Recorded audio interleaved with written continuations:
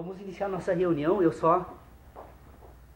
gostaria hoje de pedir para o Dr. Pedro Osório, realmente 20 minutos, eu vou tentar resumir uma ideia que eu organizei durante essa semana.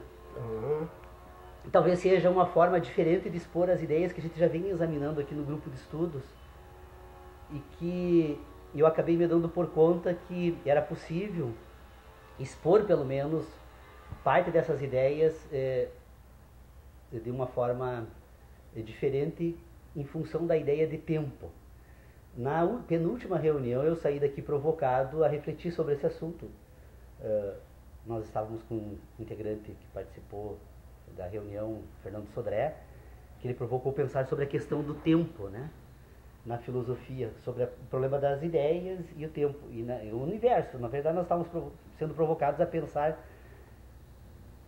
sobre algumas questões. E eu me dei por conta agora, no decorrer dos últimos 15 dias, que nós precisamos fazer uma distinção entre ideia e conhecimento. Só que nós temos uma dificuldade muito grande de examinar essa distinção entre ideia e conhecimento, porque, na verdade, quando nós examinamos esses temas, eles se apresentam como uma unidade. Ora, como seria possível separar ideia e conhecimento? Ou seja, se eu tenho um sistema de ideia que, na verdade, eu tenho como meu sistema de conhecimentos, as coisas parecem que são semelhantes, mas elas até têm uma certa singularidade, mas semelhantes têm distinções muito importantes. Como é que nós pensamos, como é que nós organizamos aquilo que nós chamamos de conhecimento? Nós já concordamos aqui entre nós, pelo menos, que nós temos um sistema de inteligência que funciona ordenando sensações.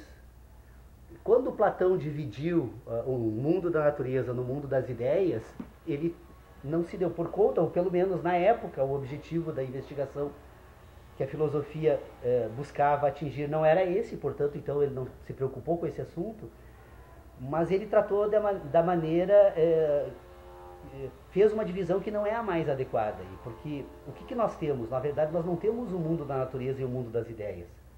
Nós temos o mundo das sensações e o mundo das ideias.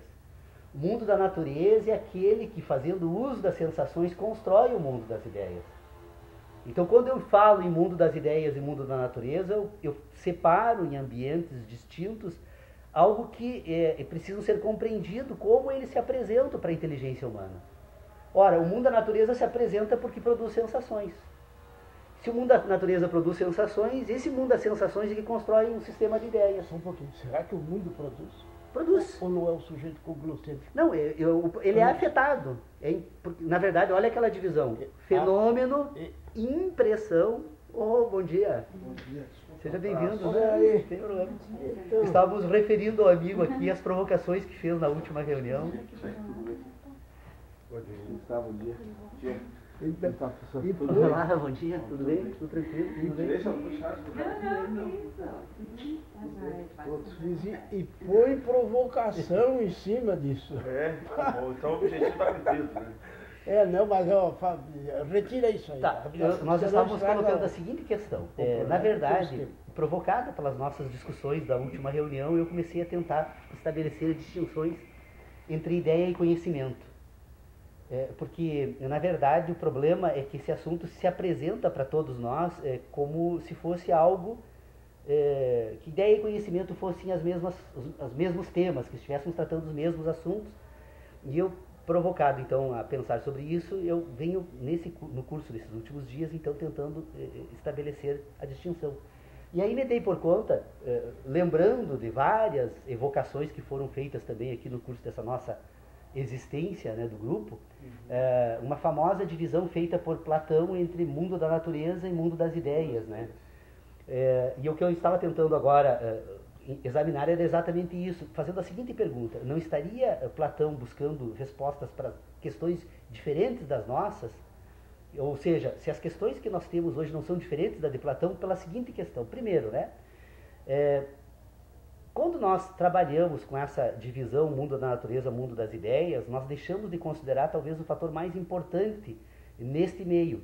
É que o mundo das ideias não é, como nós imaginamos, uma reprodução, uma tentativa de imitação do mundo da natureza.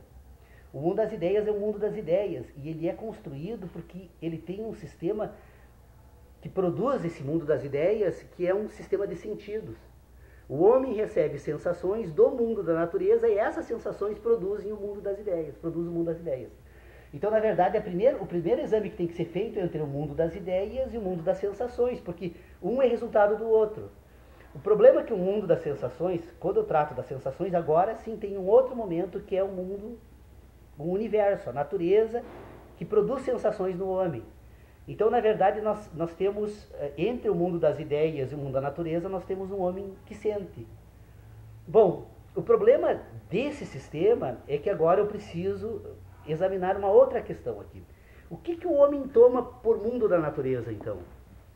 O homem toma por mundo da natureza um conjunto de acontecimentos onde ele identifica nesse conjunto todo, num processo, nós poderíamos chamar de universo todo, ele percebe nesse universo uma sucessividade de acontecimentos. Dessa sucessividade de acontecimentos, ele percebe que alguns desses acontecimentos tendem a repetir-se. E desta repetição ele usa então agora como modelo para tentar verificar o que nesse mundo da natureza então ele se apresenta como repetição. E ele passa a tomar algumas realidades então como repetições do mundo da natureza. Nós poderíamos citar a primeira delas, o dia e a noite. O dia e a noite é algo que se repete durante toda a nossa existência, se repetiu na existência dos nossos pais, dos nossos antepassados, e nós tomamos então como uma referência agora para organizar parte do nosso conhecimento. Dentro desse sistema de dia e noite, então, nós começamos a perceber que determinados fenômenos podem ser utilizados como modelo para organizar um sistema de inteligência, para organizar depois uma outra questão que nem pode ser colocada em pauta aqui, porque ela atrapalharia o exame que precisa ser feito, que é o homem que age. Então, nós percebemos o universo como uma totalidade sucessiva que na nossa inteligência parece repetir-se em algumas partes desse sistema. Só que o problema é que esse é o nosso primeiro grande erro, porque se nós tomarmos o universo como totalidade, nós vamos perceber que é uma totalidade sucessiva, que se desenvolve no espaço. Quando nós observamos uma pessoa caminhando, nós imaginamos que o caminhar é uma repetição de passos, uma repetição de atos, quando na verdade a caminhada é uma sucessividade. Eu identifico um objeto que se move de um ponto ao outro através de uma cadeia de acontecimentos sucessivos que leva então à construção da ideia de caminhada. Quando eu examino o universo, há uma cadeia de acontecimentos que se sucedem, no entanto, eu tomo para mim como repetição de acontecimentos. Então eu construo um sistema que serve de referência para quê? Para buscar, então, representar no mundo das ideias aqueles acontecimentos que se dão no plano da realidade. Eu tenho a ideia de repetição, e como eu acredito, então, na repetição dos acontecimentos, e eu espero esses acontecimentos, eles se apresentam como tais, eu construo um sistema de inteligência que me permite, então, agora entender o mundo da natureza. Então, eu tenho, os meus conhecimentos não são nada mais, nada menos do que a ordenação que eu faço desses acontecimentos no espaço, que se sucedem, mas que eu utilizo, enquanto categoria de inteligência, a ideia de repetição. Então, vocês vejam que o conhecimento, ele tem um percurso que nós encontraríamos, então, o fenômeno natural, o universo, essa totalidade sucessiva, né, poderíamos chamar o universo disso, totalidade sucessiva. Nessa totalidade sucessiva... fenômenos. Sucede. São tão complexos. Então, e nós temos um problema maior para examinar essa totalidade sucessiva. Nós somos parte dela. E qual a autoridade que teria a parte de examinar o todo? Né? Ela só pode examinar a si mesma. Né? E a si mesma de forma completamente limitada. Mas eu tenho então uma totalidade sucessiva. Essa totalidade sucessiva é ordenada agora pelas sensações da parte dessa totalidade. Por quê? Porque se o homem é parte da totalidade e se relaciona com parte também dela, as partes que se relacionam, elas são ordenadas, e desse sistema de ordenamento eu produzo o quê? Um sistema de ideias. O conhecimento seria o quê, então? A ordenação de sensações no espaço. Conhecer é ordenar sensações no espaço. Sensações do quê? De fenômenos. Como se dão? Olha, são tantos. Qual deles vamos examinar? E quando nós falamos dessa totalidade sucessiva, que nós poderíamos denominar de universo, nós vamos relacionar essa totalidade entre seus componentes. Como estamos na Terra, a Terra gira em torno de um eixo, eu percebo uma sucessividade que tende a repetir-se nessa parte, eu construo a ideia de dia, eu percebo depois que ela gira em torno do Sol, eu construo a ideia de ano, e talvez existam outras categorias de construção de ideias sobre esse movimento que ainda nós não dominamos completamente, por fazermos parte de uma quase que insignificante parte dessa totalidade, né? Mas o que nós vamos perceber, então, que o conhecimento é uma relação, então, entre fenômeno e sensação. Então, o sujeito tem o fenômeno no mundo natural, ele imprime nesse sujeito, então, agora, determinadas sensações. Desta impressão, ele produz um sistema de juízos, que são sintéticos, que nós já sabemos que a ciência já examinou o cérebro humano um monte de vezes e percebeu que aquilo que nós denominamos pensar, na verdade, é um conjunto, é uma cadeia de proteínas que ligam diferentes regiões do cérebro, que por sua vez está ligado a um sistema nervoso central, que por sua vez recebe as impressões.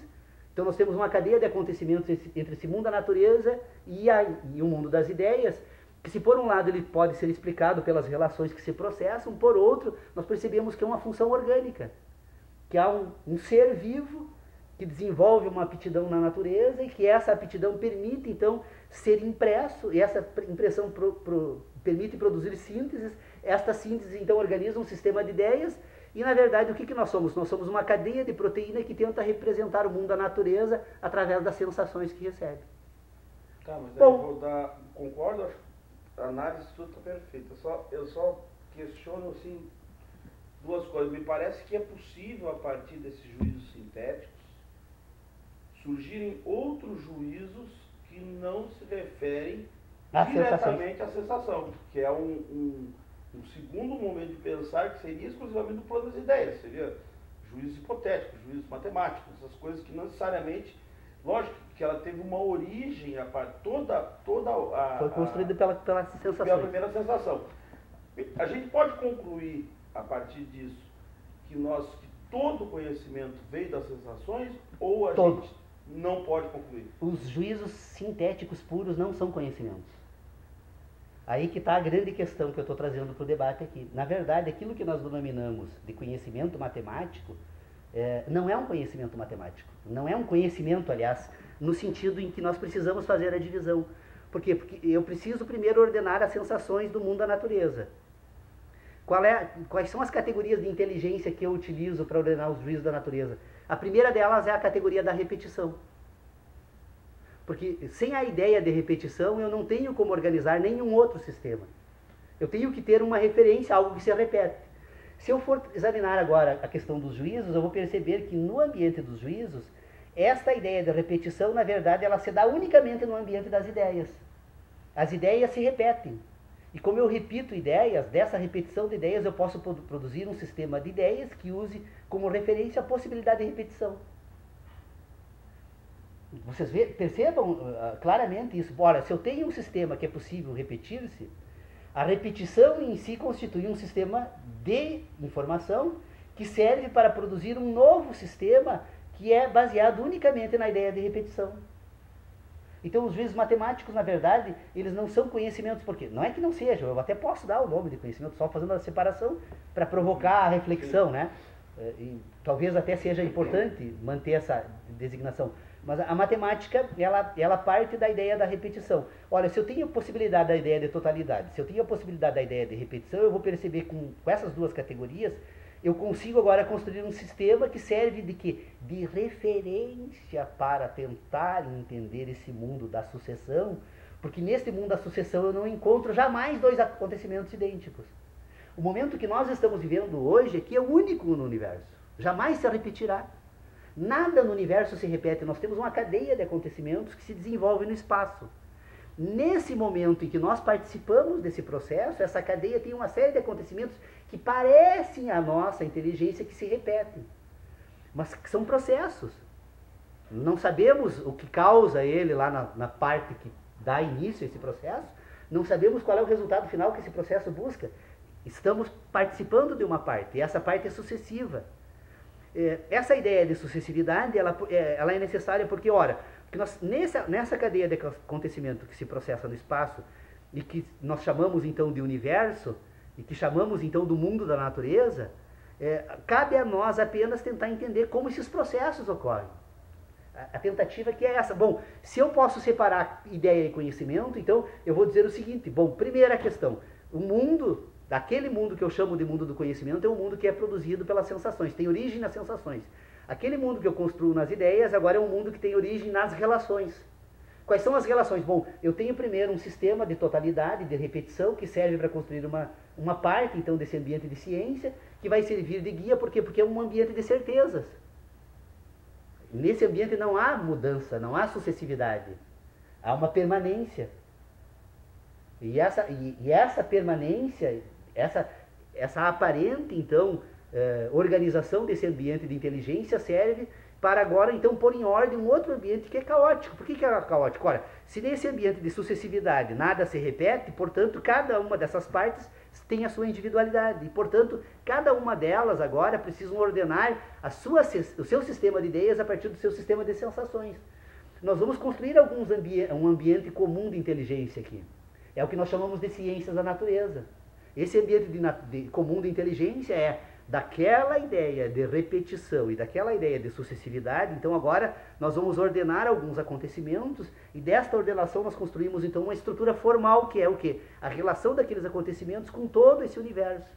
E quando nós colocamos todo esse universo em ordem, numa parte dele, nós desenvolvemos a ciência dele. Por quê? Porque nós temos agora um modelo na natureza que pode ser representado por um modelo naquilo que nós chamamos de mundo das ideias. Então eu tenho um sistema de ideias agora que representa o mundo da natureza, mas que tem sempre a sensação como intermediária. Por isso que quando eu falo da estrutura formal da ciência, que eu digo que ela é um sistema de relacionamentos entre todos os fenômenos, é necessário dizer que a estrutura formal da ciência tem também uma estrutura material. O que é essa estrutura material? Agora não é a relação de todos os fenômenos da natureza, é a relação do fenômeno com a sensação do homem. Quando eu trato da sensação do homem e o fenômeno, eu trato da matéria do fenômeno. Porque a matéria é sempre sensação. A matéria da ciência é sensação. A ciência como uma ciência do conhecimento, não da inteligência. Porque daí quando eu vou para a ciência da inteligência, aí eu tenho que separar o conhecimento, porque daí ele trata de uma outra matéria. Doutor Paulo, está diferente, pelo menos a ordem. O seu discurso é muito bem posto e é inovador. Temos que partir de não estar sujeito. Não? Sim, a crítica é o que eu mais quero. A própria revisão. Claro. A todo momento está fazendo, chamando Sim. pontos de apoio para poder prosseguir na discussão. E tem algumas coisas que ficou assim, um tanto, eu não diria pejorativo, mas um pouco valoroso falar-se sobre a história da filosofia. Uma narrativa pura, simples, superficial, num voazor de Deus, num voo de pássaro.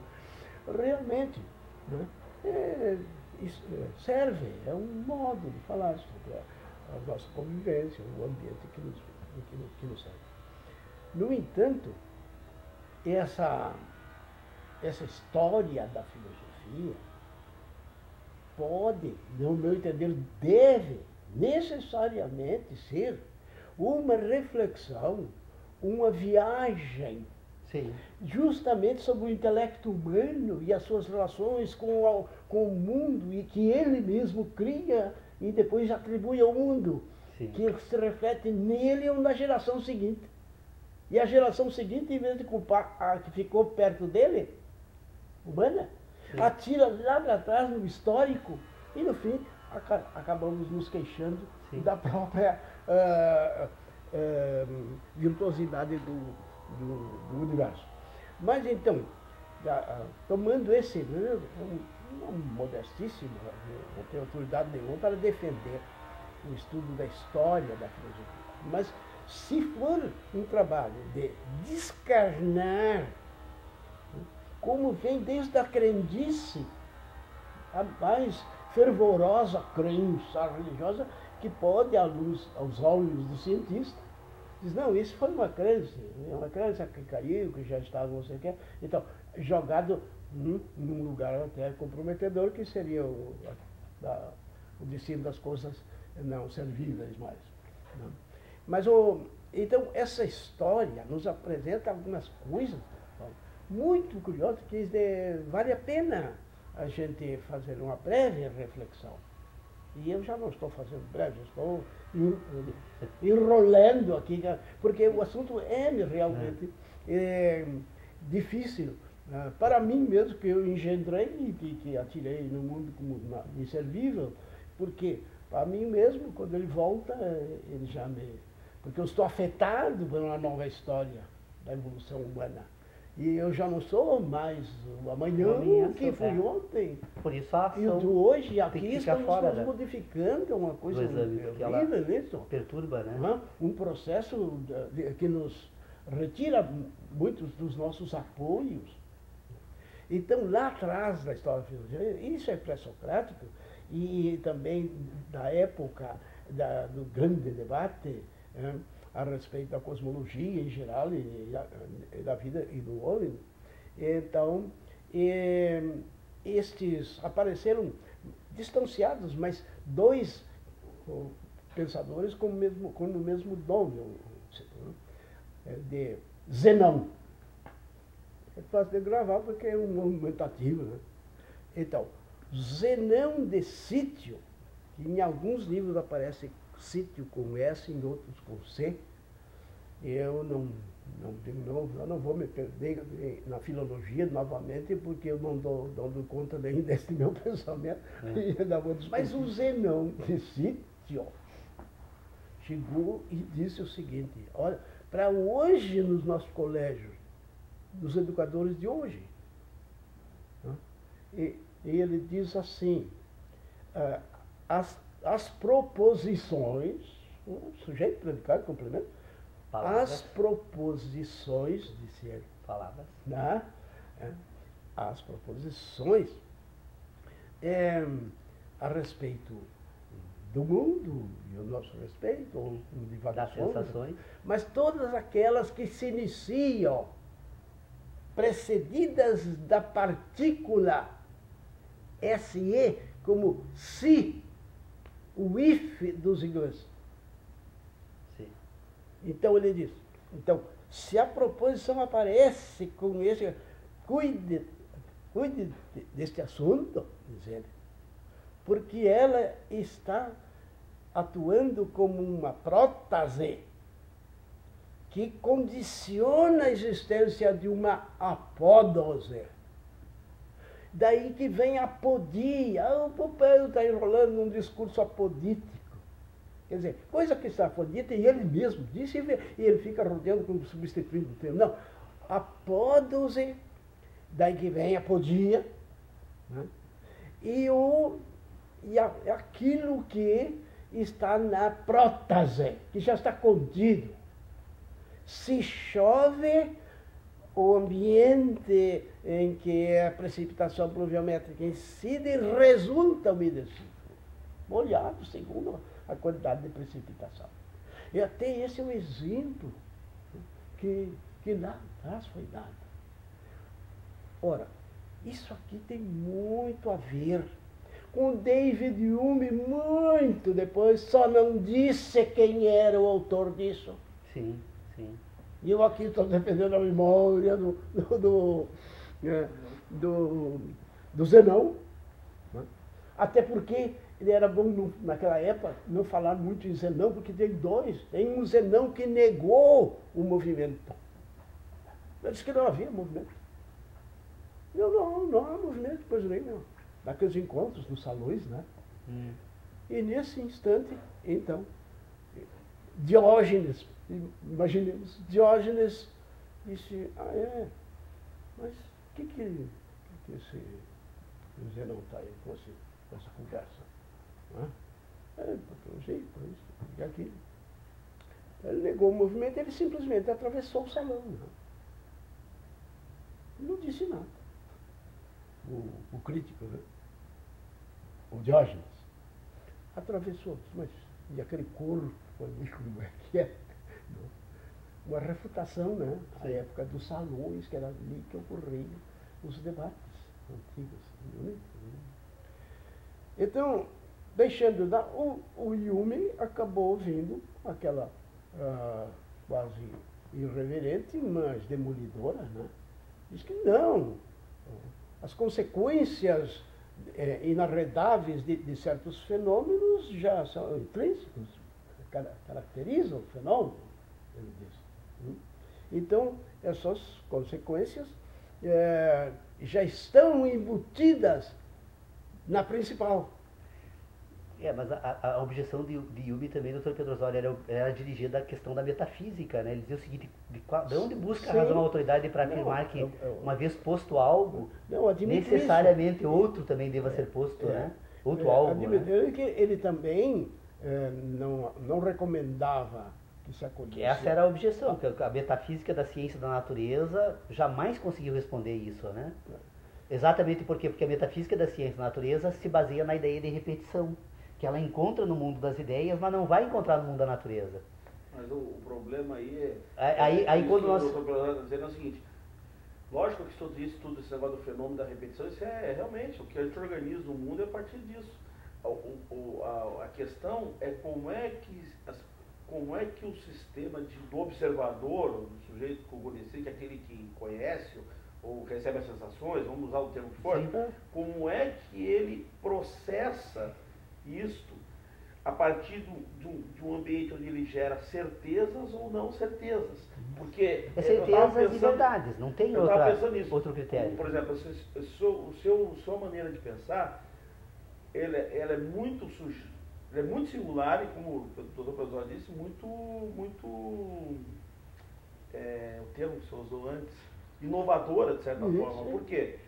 Porque tem horas que eu estava observando o discurso assim, da transcorrer das ideias, ele se aproxima do ponto de vista da certeza, do ponto de vista da verdade, horas do ceticismo filosófico, que é aquela coisa que não há certeza, porque na verdade o mundo é uma sucessão de fenômenos, e esses fenômenos eles só expressam uma ideia, segundo você, que é a repetição, mas não tem nenhuma certeza disso, e ao mesmo tempo ele fundamenta na certeza da repetição para poder gerar a interpretação dos fenômenos das sensações. É a ciência. Sem isso não tem ciência. Não tem ciência, lógico. Então,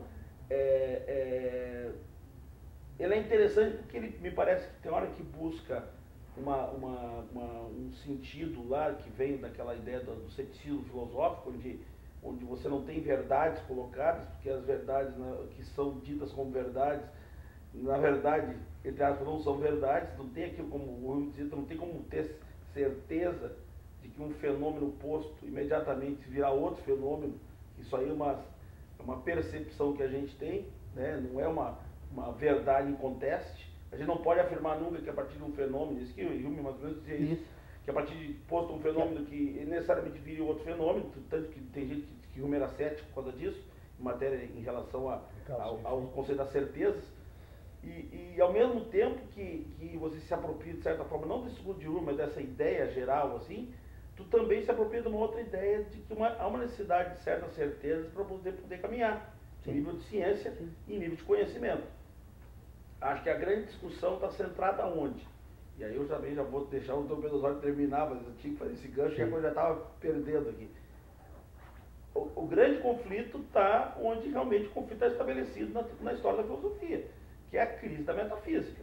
A questão é o seguinte, a metafísica, que é essa questão desse conhecimento que não está centrado a partir das sensações, né? Ou que é uma interpretação desse conhecimento vindo das percepções, das sensações. Ele é conhecimento? Já disse que não. Pelo seu pensamento, me parece que não. Não é que na verdade é necessário fazer uma divisão como método. É um problema de método aqui que está se discutindo, porque o problema todo é que o homem pensa separar agora dentro desse sistema o que eu poderia classificar como conhecimento, para tentar identificar de que forma eu organizo esse conhecimento. Então ele precisa metodologicamente fazer um corte para dizer o seguinte: olha, eu vou dizer, para o sistema que nós vamos utilizar aqui, conhecimento é aquele que tem origem nas sensações. Então é essa a questão. Eu tenho um sistema orientado pelas sensações, e esse sistema então é o que eu vou chamar de sistema de conhecimentos, porque é ele o produtor da minha inteligência. Mas tanto que eu aprendo com a experiência. Isso aqui transita, só um pouquinho, diz, mas me diz isso, diz aquilo. Vamos ver. o fenômeno que lemos nas obras famosas, e atualmente, a todo momento estamos falando, o fenômeno foi o grego que trouxe esse nome para, nos ofertou esse nome, e usou e passou. E não quer dizer aquilo que é concretamente, que eu posso bater, cheirar, gustar. Fenômeno em grego quer dizer mera aparência, parece-me que. Suspeito com muita... Sinto que... com muita ênfase, né, que seja isto. Então, o coitado do Platão foi tido como alguém que disse que existe um cavalo, e um cavalo ideal, no idealismo. Sim. Na verdade, no mundo das vezes é possível. Né? Quando me fala um cavalo, ninguém vai perguntar ao gaúcho se é um tupiano, se é um alazão, se é não sei o quê, é um cavalo. Sim. É verdade que se você aperta um pouco o nosso gaúcho, ele vai se complicar. Né? Ele vai se complicar nesse cavalo. Eu vou perguntar qual é a diferença, então, entre o cavalo e o boi. Eu disse, mas o que é isso? O senhor tem dúvida? Eu não. Porque a dúvida é produto de uma especulação. E cavalo, e boi, o bovino e o equino, isso é uma mera classificação que nós nos servimos para estudar as peculiaridades do conceito de cada um desses quadrúpedes. Já então o uso quadrúpede melhorou um bocado. Vamos para o gênero. Mas qual é a diferença entre um e outro desses quadrúpedes? Deixa, não só porque... Diz, não, eles são diferentes. Explique. Ah, eles são diferentes porque o cavalo relincha e o boi muge. Ah, mas o vovô que é surdo, para ele vai montar num boi pensando que é um cavalo, se ele se orienta, inclusive, exclusivamente em função desse ruído, que evidentemente um e o outro faz. Acontece que um açougueiro pode levantar no gancho lá, um belo churrasco, e os gaúchos vão fazer uma baita festa, pensando que estão churrasqueando, e estão comendo a carne do cavalo, que é um grande amigo e servidor do homem gaúcho. O cavalo relincha, o boi muge. Mas, doutor Pedro Osório, mas ainda estamos comendo palavras. O problema é que eu tenho que levar em consideração que, na verdade, a palavra cavalo e o cavalo da natureza, ele só... Se eu criasse um indivíduo dentro de um cubo branco, em que ele não recebesse nenhuma outra coisa sem alimento, e desenvolvesse um sistema de inteligência que permitisse comunicar com ele, se eu fosse falar do cavalo, por mais que eu usasse de todos os recursos de linguagem, ele jamais teria a menor ideia do que é um cavalo. Porque o cavalo não está na palavra. O cavalo está no mundo da natureza, está no sentido dos indivíduos. E essa diversidade de cavalos, mesmo assim, não me permite traduzir um cavalo universal por uma palavra. Então esse arquétipo de Platão, que se fala que ele poderia ter proposto isso, eu nunca estudei Platão, então não posso dizer, mas eu imagino que pelo trabalho maravilhoso, o legado maravilhoso que ele deixou, não poderia ter proposto uma coisa dessa. Porque, na verdade, não existe um cavalo universal, não existe um homem universal, não existe um mundo das ideias. E esse é o grande propósito do positivismo. O positivismo imaginou que era possível construir um mundo de ideias e agora submeter à natureza. Agora vamos educar as pessoas, né? Isso é impossível. Fizemos uma passagem ou várias Porque palavra vezes. é palavra, cavalo é cavalo. Sentido é sentido, mas ideia é ideia. Esse aspecto aí, totalmente diferente. um tanto grosseiro, isso contamina a visão platônica, o platonismo. Platão não disse que lá no céu, não sei aonde, existem no mundo das ideias, a divisão entre o mundo das ideias e a natureza. Não, o que ele disse é que nós, olhando ao fundo da caverna, imaginávamos que aquela sombra que ia passando lá, na rua, sim, que aquilo era o cavalo. Essa então, é uma outra questão. Vamos agora poder falar sobre qualquer cavalo que passar lá, através de uma linguagem. Aí a linguística aproveitou muito. Mas o discurso que nós construímos, muitas vezes, adequados para momentos, para sustentação de teses, no discurso livre, apoiando a argumentação que nós usamos, os serviços de linguagem. Ora, então, as visões platônicas tiveram uma grande utilidade. Tanto é que o idealismo, uma corrente poderosa, e até hoje ninguém deixa de zombar de alguém, dizer o fulano é um idealista. Isso eu ia falar. Não é? A questão do idealismo nesse sentido, também, dele que não exista. E eu queria fazer uma outra provocação aqui interessante, que me surgiu agora também. A ideia é só cutucar, né? Deixa eu... Vou pegar um exemplo de Einstein, por exemplo.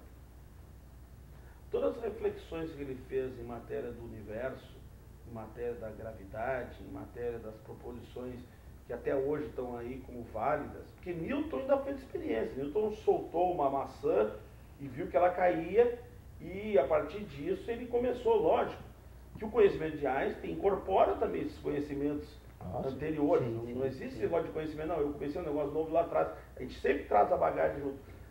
Como é que a gente pode explicar aquele sistema de pensamento de inteligência, por exemplo, em cima do universo, da viagem a partir da velocidade da luz, etc., que é baseado eminentemente em cálculos absolutamente matemáticos e que não tem nenhuma referência direta na experiência, no sentido de você conseguir confirmar, ou no sentido de você conseguir auferir se é ou não, aquele processo de comparação mínimo que poderia existir. Como é que a gente define esse tipo de conhecimento? É que, na verdade, a questão de Einstein é uma questão interessante que talvez a gente não tenha dimensionado corretamente. O que Einstein faz com a física? O tempo, que era uma categoria absoluta da filosofia, a filosofia sempre trabalhou quais são as condições de possibilidade de qualquer conhecimento. É condição de possibilidade conseguir enquadrar esse conhecimento no tempo e no espaço, conhecimento da natureza, né? E a filosofia sempre trabalhou o tempo como algo absoluto, a ideia de repetição. O que Einstein vai afirmar? Não, que nós precisamos levar em consideração a velocidade da luz. Ora, e estão certos os cálculos de Einstein, porque se tudo aquilo que eu recebo do universo, que são captados por instrumentos que levam como referência a minha retina, ou equipamentos que se propagam no espaço na velocidade da luz, eu preciso levar em consideração o tempo em que esse fenômeno foi produzido e aonde ele produz sensações, que é o homem. Então Einstein coloca o critério do tempo na filosofia. Isso faz uma revolução extraordinária. Ele foi genial por isso, né? O problema todo é que ainda assim eu acho que as questões não estão ainda totalmente colocadas de forma que precisam ser colocadas, para tentar compreender, porque na verdade todos nós concordamos aqui. O que o Dr. Pedro Osório fala, eu tenho a mais absoluta convicção da correção dentro dos... Porque quando nós pensamos, nós relacionamos. E pensar é relacionar. Nós não temos outra forma de pensar a não ser relacionar. Por isso que eu insisto bastante com essa ideia. Pensar é relacionar. O problema é responder a seguinte questão: o que relacionamos? Quando nós tratamos da natureza, nós estamos relacionando sensações, é isso. A palavra é sensação. E nem as sensações. O significado das sensações. Não, a impressão. Que ela nos causa. A impressão. Por isso é que é o fenômeno. Por isso que a única coisa que nós temos aqui, de absolutamente fora de controle no ser humano, a nossa inteligência tem que se voltar como espectadora, é que tem algo que é absoluto, é a impressão. E estas relações que ocorrem entre fenômenos da natureza, que tem o homem como fenômeno, e tem os fenômenos que fazem parte desse mundo que o homem participa, desta relação tem uma impressão. Que é individual. É absoluta. É individual. Individual. Absoluta. Nós somos escravos das nossas impressões. Estas impressões agora, aí sim... Algumas são paradigmáticas. Estas impressões agora, elas produzem agora... Porque o que é a impressão? É um impulso elétrico. Vamos fazer como eu criei a figura da caminhada para explicar a ideia de sucessividade e de repetição. Vamos imaginar o seguinte: eu toco o pé no chão. Ao tocar o pé no chão, esta relação da minha sola do meu pé com o chão, ela recebe uma impressão fenomênica, que é a sensação do chão. Esta sensação se transforma em impulsos elétricos que percorrem agora todo o meu sistema nervoso, e essa impressão agora, ela vai produzir no meu cérebro uma síntese esta síntese, que é orgânica também, é uma cadeia de proteínas que vai se estabelecer agora em diferentes regiões do cérebro. Quer dizer, o meu corpo está programado. Quem programou, quem foi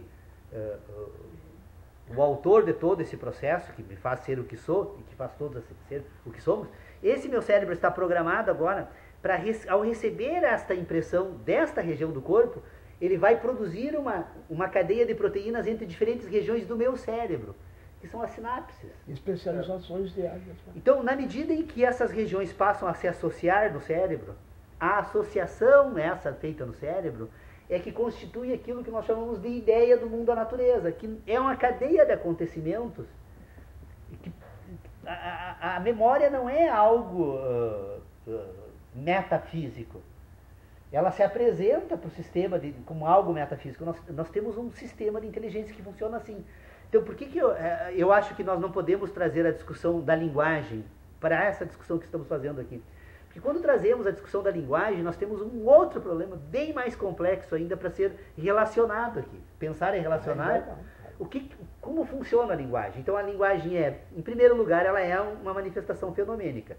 Ela se apresenta, num primeiro momento, como um conjunto de vibrações sonoras que são capturadas pelo nosso tímpano. Bom, essa manifestação sonora que se apresenta para o nosso tímpano agora, ela busca a associação a uma ideia que, por sua vez, está associada a uma sensação e, por fim, a um fenômeno. Ela já saiu ela já foi emitida a partir de uma associação de ideias.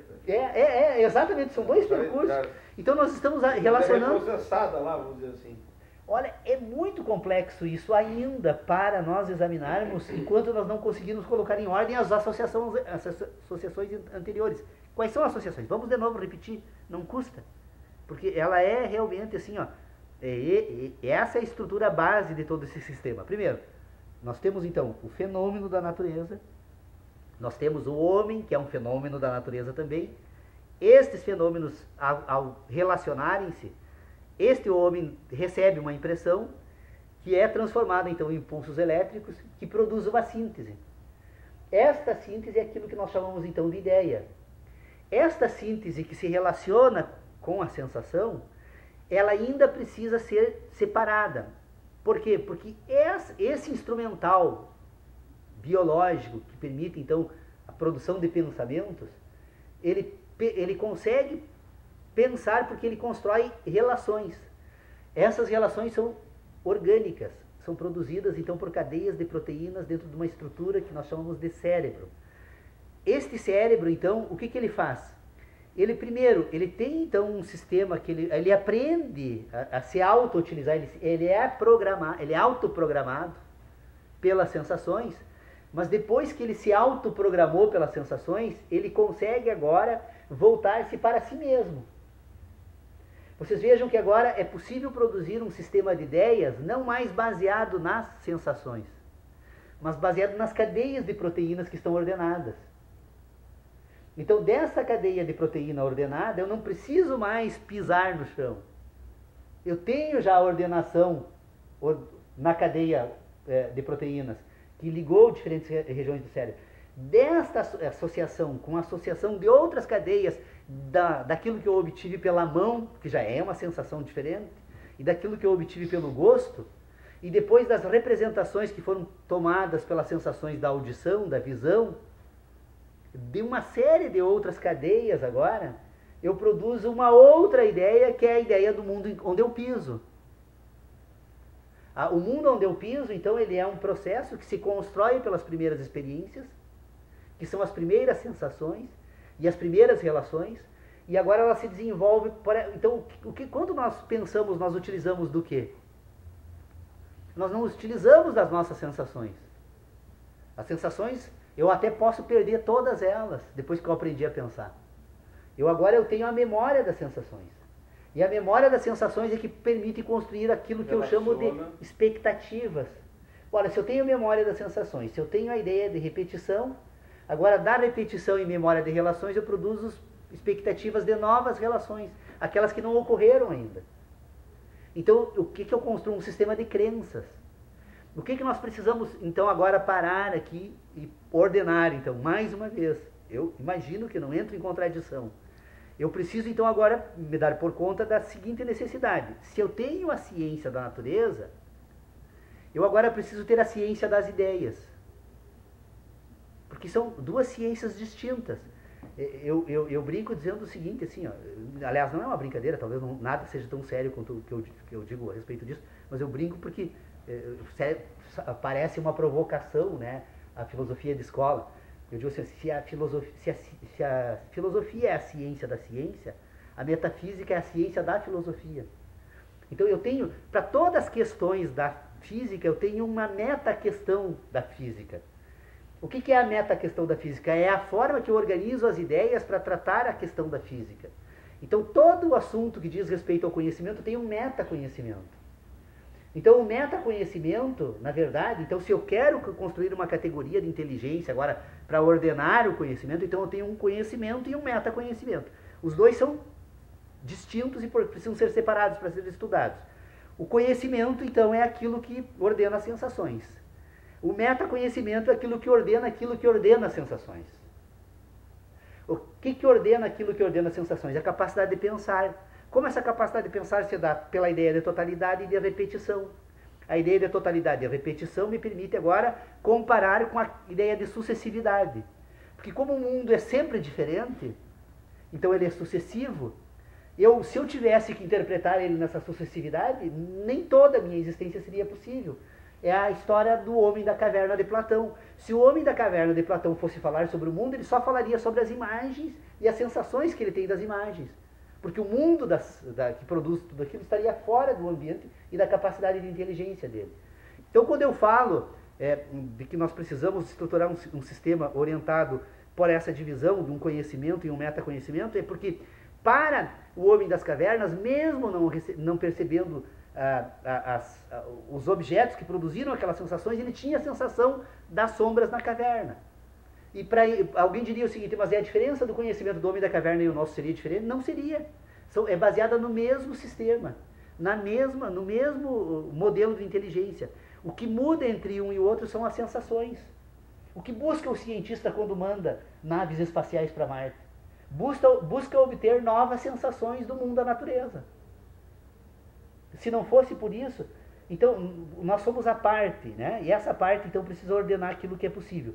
Então o que nós temos aqui? Nós temos um sistema de inteligência que é um sistema de inteligência que faz uso de um mecanismo baseado, não tem outra alternativa. Primeiro, todo ser humano então que constrói esse sistema de conhecimentos, ele tem por fundamento um sistema de verdades. O que são as verdades humanas? São as sensações que ele traz do mundo da natureza. Construímos a nossa inteligência porque temos um sistema de verdades. As nossas verdades estão orientadas então às nossas sensações. Todo ser humano tem um sistema de certezas. Que sistema é esse? Olha, se ele tem a possibilidade da ideia de totalidade e da ideia de repetição, ele tem agora a repetição e a totalidade como modelo para pôr em ordem a sucessividade. Naquela parte em que nós encontramos então representações que se assemelham, nós repetimos. Então nós temos agora um sistema de certeza, nós temos um sistema, porque a possibilidade de repetição só se dá no mundo das ideias. Só é possível repetir, né, no mundo das ideias. A sucessividade dá no mundo da natureza. A sucessividade se comunica com as verdades e a repetição com as certezas. Acho que tu pegou uma coisa que eu acho muito interessante, que eu estava pensando aqui agora, ouvindo o seu discurso, a questão do metaconhecimento. Realmente, toda a discussão, então, sobre verdade, conhecimento e certeza, se processa na área do metaconhecimento. Porque na área do conhecimento, a partir dessa sua definição, ela é absolutamente cheia de verdade e de certeza, porque ela se orienta pelas nossas ações. Sim. Né? Então, e eu acho que isso é verdadeiro mesmo. Acho que isso aí é verdadeiro.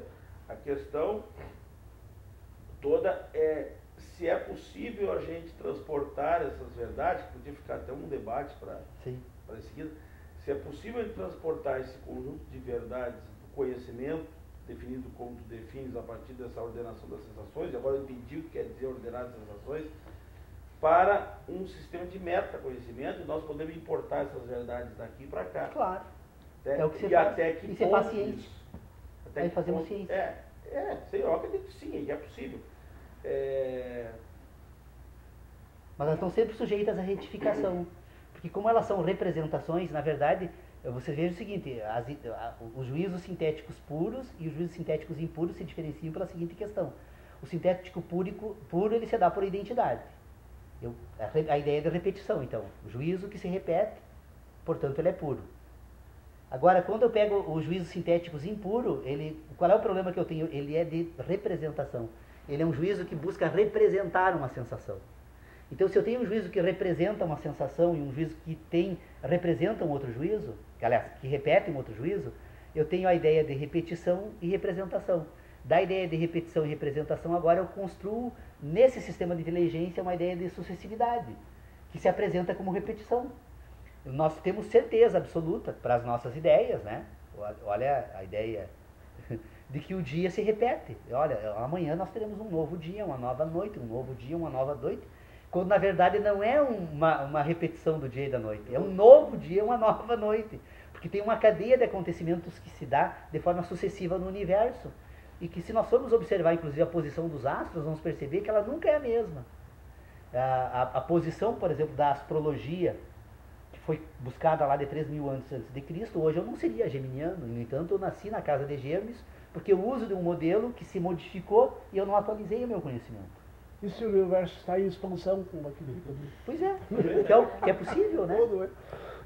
Então, o problema todo é assim, ó, então, o problema todo está na seguinte questão, eu preciso ordenar, tá, o meu sistema de juízos, porque se eu tenho um sistema de juízos, então vejam lá, eu tenho o juízo de certeza, eu tenho os juízos de verdade. Os juízos de certeza são os juízos que se processam por identidade. Os juízos de verdade são os juízos que se processam por representação. Então eu tenho um juízo de representação e um juízo de repetição.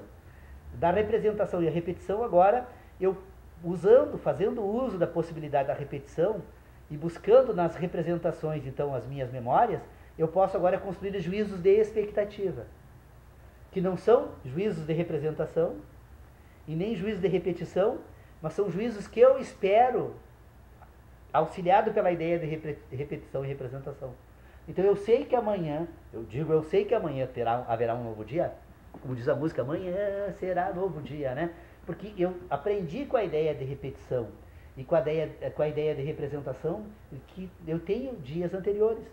E me permite afirmar que amanhã haverá um novo dia. Que amanhã haverá um novo dia. Agora, aquilo que eu digo que amanhã haverá um novo dia é apenas uma crença que eu tenho. Metafísica, então. É um sistema de conhecimento, é uma crença. É. Então, o problema todo nosso não é... Nós não precisamos abandonar as nossas ideias. O Dr. Pedro Osório se preocupa muito, ele diz, mas se eu aceitar que eu preciso jogar todo o conhecimento fora para construir um novo, eu me jogo fora junto. Não, eu continuo sendo produto das minhas sensações. Eu só vou buscar agora uma nova forma de ordenar tudo isso. Mas tu chegasse a isso... A nossa tentativa aqui é...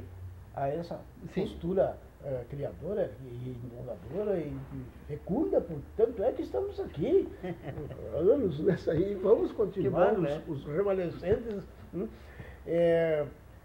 No entanto, é um modo de abordagem disso que nós lutamos, não que os outros estejam fazendo a minha cabeça, não é isto. Ela mexe comigo mesmo. E ponho, entre parênteses, ou em xeque, as minhas verdades, não é? Ou aquilo que me orienta com segurança, imagino eu. Não é? Então, isso é um relativismo, não é? Se as condições atuais do conhecimento humano, presume-se que é possível o homem enviar algo representativo de comunicação, de experiência, a Marte. E foi mesmo, está lá. Né? Agora percebe assim a profundidade desse seu raciocínio.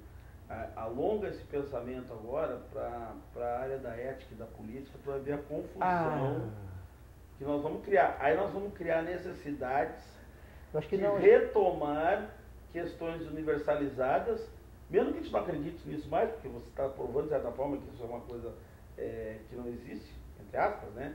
essa universalidade, porque a sensação, o conhecimento parte dessa coisa da sensação individual, mas imagina quando a gente transformar isso na ética, ainda dá para a gente discutir, mas quando a gente vai para a política, então a coisa vai tocar o rebu total, né? Sendo que a ética é o fundamento da política, de certa forma. Então, aí você vai perceber que é o seguinte, não, mas apesar de ter toda essa referência individual, nós vamos ter que criar referências universais, porque os homens vivem em sociedade e precisam dessas Sim. referências, né? Então, vê que o trabalho não é simples, né? Apesar de você criar um sistema todo de referências, de verdade, de conhecimento aqui, e logo ali na frente você já tem que questionar tudo isso para poder sustentar um novo modelo de percepção do mundo e da realidade, né? Eu penso assim, ó, o grande ganho desse sistema de ideias, que eu pelo menos utilizo para orientar o desenvolvimento desse conjunto de ideias todo, que eu venho pensando há bastante tempo, é que a separação entre um sistema de inteligência orientado pelos sentidos e um sistema de inteligência orientado por um sistema de ideias nos permite, então, dar sentido a certas questões que a própria filosofia nunca conseguiu encontrar no sentido. Por exemplo, né, por que o homem divide esses sistemas, então agora humanos, em sistemas morais, ético e político, né? De que forma o Estado, então, o direito, a religião, todos esses aparatos, então, agora que nós utilizamos para manter essa vida em sociedade, fazem uso desses ambientes de inteligência, né? Eu acho que isso dá uma certa segurança, pelo menos, para ordenar um pouco melhor o sistema de conhecimento. Toda a conflituosidade que a gente tem nos sistemas religiosos, políticos e éticos partam exatamente dessa confusão que tu está identificando. Se você parar para analisar, tem... Eu, por exemplo, divido o mundo para mim, assim, ó, só para colocar, no mundo da ética é o mundo dos sentidos. Todo o meu sistema de sentidos, né, que se comunica com os sentidos humanos, é o mundo da ética. O mundo da moral é o mundo das ideias.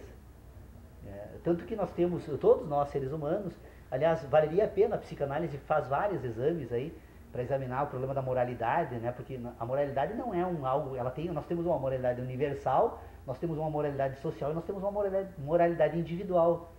E toda essa moralidade, ela não deixa de ser moralidade, é um sistema de ideias. É da natureza humana. A grande busca do ser humano é associar a moralidade individual com a universal.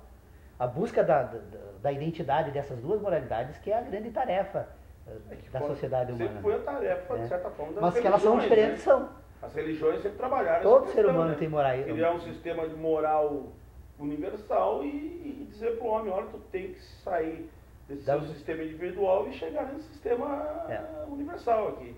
Essa é a caminhada.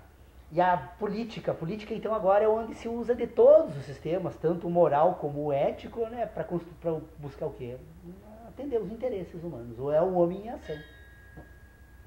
Então vale a pena separar o homem em ação, a política é a ambientação, né?